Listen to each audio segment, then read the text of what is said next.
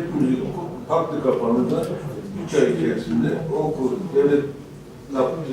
Beyefendi 5 yerine 50 bin lira kar etti.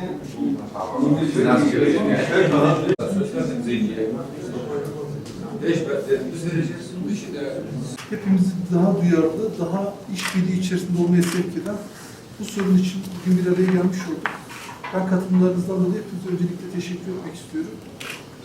Bu toplantıyı normalde Sayın Valimizin başkanlığında biz yapacaktık. Ama bu DEDAŞ'ın mevcut şeyle ilgili görüşmeleri yürütmek üzere dün Ankara'da bir dizi kamu kurumunda birçok görüşmede bulundu Sayın Valimiz. Normalde sabah saat 9 uçağıyla dönüp 11'de burada olup toplantıyı kendisi yönetecekti. Ama Başbakan Yardımcımız Sayın Beşir Atalay ile yaptığı görüşme, Beşir Bey'in Sayın Bakanımızın programı nedeniyle biraz ötelendi. Biraz önce tam görüşmeyi yaparken Bakan Bey içeri davet etti. İçeri geçti. Bakan Bey'in programındaki gecikmeden dolayı kendisi de bugün yetişemedi toplantımıza.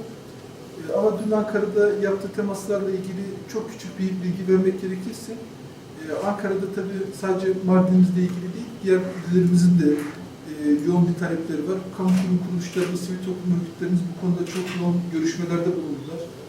Birçok heyet görüşmeleri oldu. İlgiden valimiz, önceki valimiz, şu anki valimiz de görüşmelerde bulundular. Bu kadar görüşmeden sonra ortaya çıkan tabloda aslında hepimizi belli bir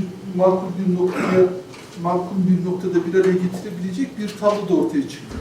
Bunların detaylarını DEDAŞ Genel Müdürümüz isterse kendisi paylaşsın, değilse ben de paylaşabilirim. Kaçak %85'lik kayıp çok büyük rakamlara tekabül ediyor. Yani elimizde geçen yıl 4 milyar kilowatt saat bir tüketim var. İşte yaklaşık bunun 700'ünü satmışız.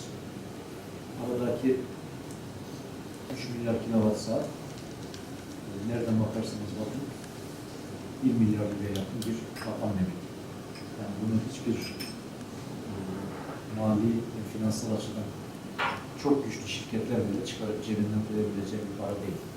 Bu tarımsal sulama sezonumuzda da bölgemiz için gene yaklaşık 1.3 belki tüketim artarsa 1.5 civarında bir enerji bedelini temin edilip elektrik satın aldığımız yerlere bu parayı vermemiz lazım ki onlardan elektrik satın alalım. Yani biz şu anda elektriği satın alıyoruz. Parasını ödemediğimiz zaman onlar da bu elektriği bize vermeyecekler. Netice itibariyle böyle bir açmazımız var. Teşekkür ederim.